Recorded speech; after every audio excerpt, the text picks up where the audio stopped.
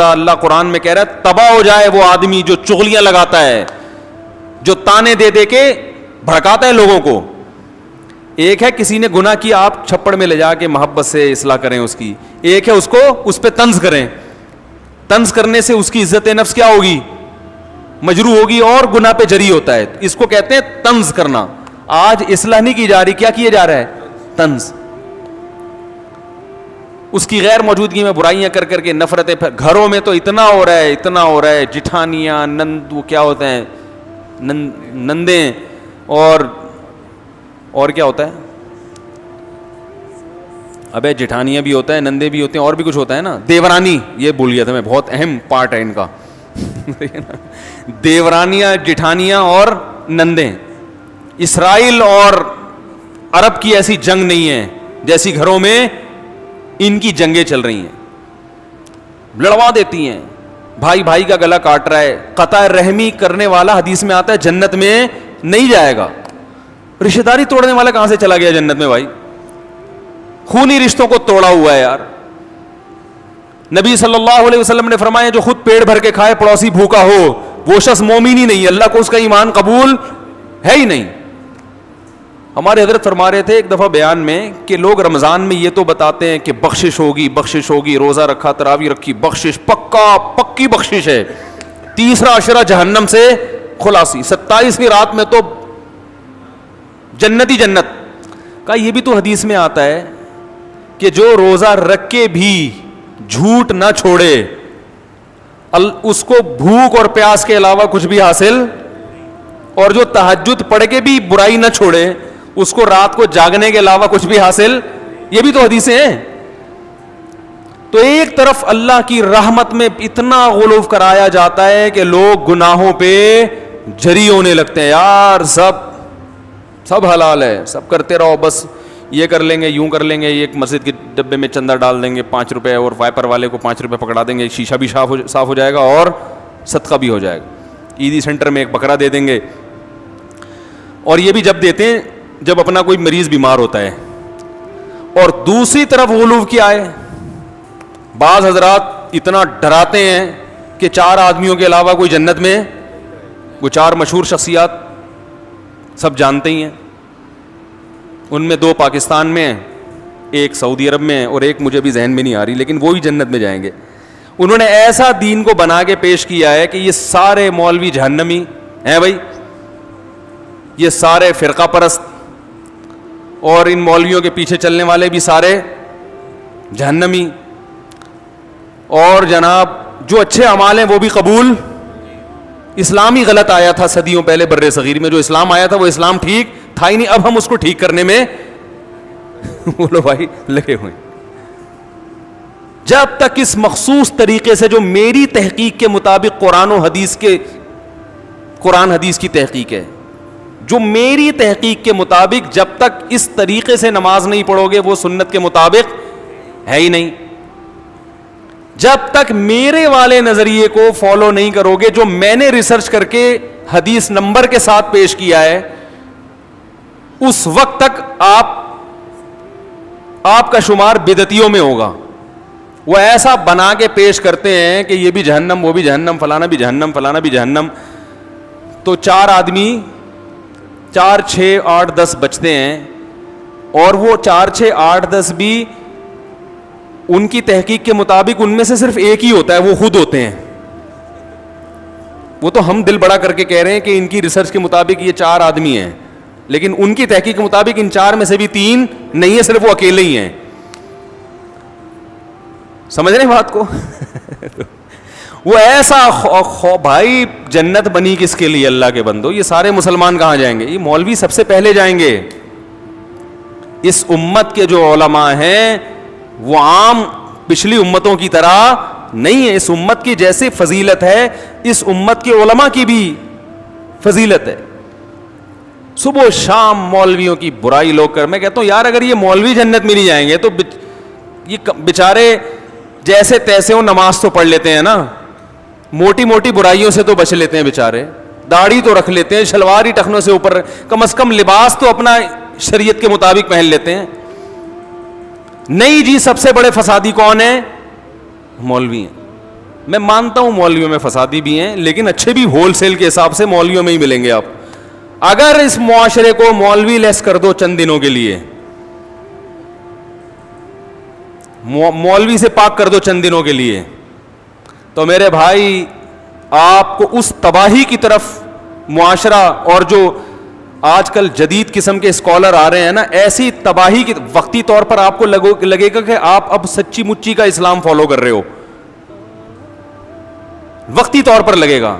لیکن آپ ایسے بے لگام اونٹ بنو گے کہ آپ کو نہیں پتا ہوگا کہ آپ کی اولاد کی منزل کہاں ہے, وہ کیا بنے گی.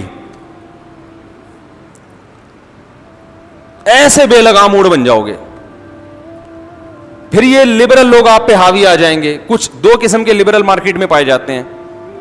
ایک جو لبرل پنے کی انتہا کو پہنچے ہوئے ہیں, وہ تو اسلام کو مانتے ہی نہیں ہیں, جیسے فساد چودھری صاحب ہمارے بھی, وہ تو یعنی زبان سے کہتے ہیں کہ ہم مسلمان ہیں, لیکن ان کو طرز عمل سے ایسا لگتا ہے کہ ان کو افسوس ہو رہا ہے کہ میں مسلمان کیوں پیدا ہو گیا, میں مسلمان پیدا کیوں ہو گیا. کیونکہ یہ جب میوزک بھی انجوائے کرنا چاہیے, جو میوزک انجوائے نہیں کرتے وہ غلط ہیں. اور وہ جو ان کی مشہور تقریر ہے جس میں انہوں نے بہت اچھا انٹرویو دیا تھا, تو ان کے طرز عمل سے, اس طرح کے جو لبرل لوگ ہیں ان کے طرز عمل سے ایسا لگتا ہے کہ کاش ہم مسلمان پیدا نہ, کیونکہ وہ ہر چیز میں گورے کو ترجیح دیتے ہیں. یار وہ اچھے, تو بھائی تم پھر ادھر ہی جا کے رہو, اسی مذہب کو فالو کرو. اگر وہ مذہب لیس ہیں تو تم بھی مذہب لیس بن جاؤ. تو یہ خواہ میں اپنے نام کے ساتھ اسلام کا پھلترو لگانے کی کیا ضرورت ہے؟ پھلترو کی طرح چپکا ہوا ہے آپ کے ساتھ بلا وجہ. تو چھوڑو, اپنے لبرل بنو تو صحیح طریقے سے. گورا منافق تو نہیں ہے نا بھائی. انگریز تو کہتا ہے میں قرآن و حدیث کو نہیں مانتا, لہذا وہ عقل سے دلائل دیتا ہے, وہ بحث کرتے ہیں عقل سے. اور یہ بات ان میں اچھی ہے کہ منافق نہیں ہے واقعی. اکثر گورے ہم نے دیکھے ہیں منافق نہیں ہوتے, جو اندر ہے وہی کیا ہے, باہر ہے. وہ کہتے ہیں میں مذہب کو مانتا ہی نہیں. جاؤ, ان کے چند بنیادی اصول ہیں, ان اصولوں کو لے کے وہ زندگی گزارتے ہیں. کہتے ہیں بھئی رسپیکٹ کا حق ہر آدمی کو حاصل ہے, ہر ایک کو عزت دو. جو ان میں اچھے لوگ ہیں ان کی بات کر رہا ہوں. عزت ہر ایک کو دو, تمیز سے ہر آدمی سے بات کرو, چوری نہ کرو, یہ نہ کرو, ملک کے قوانین کو فالو کرو. انہوں نے ایک اصول بنایا ہوا ہے, نماز روزہ ان کی لغت میں اور ان کی ڈکشنری میں جنت جہنم بولو بھائی نہیں. تو آپ بھی ایسے بن جاؤ, خام میں اسلام کا نام لے کے آپ جناب وہ نہ ادھر کے نہ ادھر کے. دوسرے لبرل وہ لوگ ہیں کہ وہ مسلمان تو کہتے ہیں اپنے آپ کو, اور ان کو اسلام سے محبت بھی ہے, لیکن ان کو اسلام ایسا چاہیے جو انگریزوں کو بھی پسند ہو. سمجھ میں آ رہی ہے بات؟ تو اب ایسا اسلام تو نازل ہوا نہیں جو انگریزوں کو کیا ہو, صحیح نا, پسند ہو. تو وہ یہ کوشش کرتے ہیں کہ یہ پرانے والے اسلام کو کاٹ چھانٹ کر کے نیا بنا دیا جائے, جدید تقاضوں کے مطابق بنا دیا جائے. تو اس ٹائپ کے لوگ بھی ہیں جو آپ سنتے ہی ہیں یوٹیوب پہ, اس ٹائپ کے لوگ بھی آ رہے ہیں کہ بھائی اسلام کو اب کیا کرنا چاہیے. بولو نا بھائی, تھوڑا چینج کرنا چاہیے. چینج کا مطلب یہ کہ یہ پردہ ایکچولی اصل میں آنکھوں کا ہونا چاہیے. داڑھی اصل میں وہ تو ایک کلچر تھا, تو وہ داڑھی واڑی تو کچھ بھی نہیں ہوتا. سنت کوئی رکھنا چاہے تو ٹھیک ہے. اصل تو اسلام یہ ہے کہ لوگوں سے محبت سے پیش آؤ. تو یہ تو قادیانی بھی کہتا ہے بھائی لوگوں سے, انگریز بھی کہتا ہے, ہندو بھی کہتا ہے لوگوں سے محبت سے پیش آؤ. نماز پڑھ لو, بہت اچھی بات ہے. ایک نماز چھوڑنے والے کو حکومت سزا بھی دے, کوڑے بھی لگائے. اسلام میں تو یہ نہیں کہ حکومت بے نمازی کو کیا دے گی, مسلمان کو سزا ملے, غیر مسلم کو نہیں, مسلمان کو سزا ملے گی اسلامی حکومت میں. نہیں, یہ سزا وزا نہیں ہوتا. تو انہوں نے اتنا زیادہ ماڈرنزم کی طرف گئے. دیکھو اسلام ماڈرنزم کے خلاف نہیں ہے, یہ ذہن میں رکھو. لیکن جو یہ لوگ ہمیں جس قسم کا ماڈرن بنانا چاہتے ہیں وہ ماڈرنزم ہے جو اسلام کے بالکل, وہ ماڈرنزم ہے بھی نہیں. وہ بے حیائی اور عیاشی کو انہوں نے ماڈرنزم کا نام دیا ہوا ہے. دیکھو اسلام اگر ماڈرنزم کے خلاف ہوتا تو نبی صلی اللہ علیہ وسلم نے, نبی کے دور تک بھی تو کچھ ترقی ہو چکی تھی نا. حضرت آدم علیہ السلام جب دنیا میں آئے تھے اس وقت تو پہیا بھی نہیں تھا, اس وقت تو یہ تلواریں بھی نہیں تھیں, اس وقت تو پتہ نہیں ڈنڈوں سے لڑتے ہوں گے یا کیا کرتے ہوں گے, کچھ بھی نہیں تھا نا, کوئی فیکٹری نہیں تھی, تو تلوار کہاں سے بنے گی. لیکن نبی کے دور میں تلواریں استعمال ہوئی ہیں نا لڑائی میں, توپوں کا استعمال بھی ہوا ہے. تو یہ اس دور کی ٹیکنالوجی تھی کہ نہیں تھی, تو نبی نے اس ٹیکنالوجی کا بھرپور استعمال بولو بھائی کیا ہے. اور صحابہ نے اس سے زیادہ ٹیکنالوجی کا استعمال کیا. صحابہ نے تو منجنیق بنائی, سمندری بحری بیڑے بنائے, اور اس زمانے میں نقشے کیسے پڑھے جاتے تھے اس کا علم سیکھا گیا کہ ہم کسی ملک سفر کرنا چاہیں تو میپ کیسے بنایا. یہ محمد ابن قاسم جو تھا نا, سندھ آیا تھا, اس نے پورا نقشہ پڑھا تھا. ایک دفعہ کہا جاتا ہے کتابوں میں لکھا ہے اس نے پورا نقشہ پڑھا اور اسی نقشے کو محفوظ کر کے سندھ پہنچائے. تو یہ بھی تو ٹیکنالوجی تھی نا. تو یہ والا جو ماڈرنزم ہے, اسلام اس کے خلاف نہیں ہے, اس کے بالکل خلاف نہیں ہے اسلام. لیکن یہ ماڈرنزم کے نام پہ جو بے حیائی پھیلانا چاہتے ہیں, اسلام کو چینج کرنا چاہتے ہیں, تو ان کی راہ میں رکاوٹ کون ہے؟ صرف علماء ہیں. صرف علماء, جن کو مولوی کہا جاتا ہے, جن کو مولانا کہا جاتا ہے, یہ رکاوٹ ہیں. اور یاد رکھو یہ جو مسجدوں میں امامت کرنے والے مولوی ہیں نا, چھوٹے چھوٹے سے بیچارے ہم جیسے, ہم تو بہت نالائق ہیں لیکن آپ ان کو ہلکا نہ سمجھا کریں. سب سے پہلا انسان اسلام کا جو تعارف کرواتے ہیں نا بچے کے سامنے, وہ اس کی مسجد کا امام ہوتا ہے. اس امام سے پتہ چلتا ہے, اس کے حلیے سے, اس کے نماز پڑھانے سے بچے کو پتہ چلتا ہے کہ ہم کیا ہیں, مسلمان ہیں. محلے میں مسجد کا ہونا, مسجد ہوگی تو مولوی بھی ہوگا نا اس میں. تو یہ چیز لاشعوری طور پر بچے میں یہ جذبہ بیدار کرتی ہے کہ ہم کیا ہیں, مسلمان. میں نے اگر سب سے پہلے کسی کو سنا ہے اپنے گھر سے باہر تو اپنی مسجد کے امام صاحب کو سنا ہے. لیکن جب انسان بڑا ہو جاتا ہے, بڑے بڑے اسکالر ملتے ہیں, تو اپنی مسجد کے محلے کے امام کو وہ کیا ہو جاتا ہے, بھول جاتا ہے. اس کی مثال بالکل ایسے ہے جیسے مدرسے میں وہ استاذ جس نے اس کو الف با تا سکھایا تھا, اس کا سب سے بنیادی کردار ہوتا ہے بنیاد رکھنے میں. لیکن طالب علم اس استاذ کو یاد نہیں رکھتے, یاد رکھتے ہیں اس کو جو بخاری پڑھاتے ہیں. کہ بنیاد کس نے رکھی تھی؟ جس نے الف با تا سکھایا تھا. تو یاد رکھو, انگریز جب بھی کہیں گیا ہے نا, اور اس نے اگر اسلام ختم کرنے کی کوشش کی ہے, تو سب سے پہلے وہاں مسجدوں پہ پابندی لگائی اور مسجد کے مولوی کو پکڑا ہے اس نے. جہاں سے بھی اسلام ختم کرنے کی کوشش کی گئی ہے, ترکی میں جب انقلاب آیا تو سب سے پہلے کس پہ قابو پایا گیا ہے؟ مسجد کے مولویوں پر. اس کو پتا تھا مصطفیٰ اتاترک کو کہ ان کو سب سے پہلے لگام دو, ورنہ اسلام کو ختم کرنا ممکن نہیں ہے. تو یہ کیا بات کر رہی تھی, کہاں سے کہاں چلا گیا میں. تو یہ جو ہے نا دو انتہائیں ہیں, تو ان انتہاؤں میں سیدھا راستہ کون بتاتا ہے؟ صرف علماء بتاتے ہیں. تو اس امت کے علماء کو انبیاء کا وارث قرار دیا گیا. حدیث میں آتا ہے العلماء ورثۃ الانبیاء, علماء نبیوں کے وارث ہیں, کیونکہ اب نبی نہیں آئیں گے تو ان کی جانشینی کون اختیار کرے گا؟ علماء اختیار کریں گے.